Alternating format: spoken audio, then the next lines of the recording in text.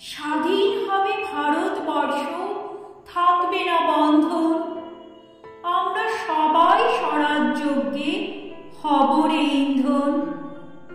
বুকের রক্ত দিব ঢালে স্বাধীনতারে, রক্তপণে মুক্তি দেরে ভারত মাতারে। মূর্খ যারা, অজ্ঞ যারা, যেজন বঞ্চিত, তাদের তরে মুক্তি সুধা করব সঞ্চিত। চাষি মজুর দীন দরিদ্র সবাই মোদের ভাই, এক স্বরে বলবো মোরা স্বাধীনতা চাই।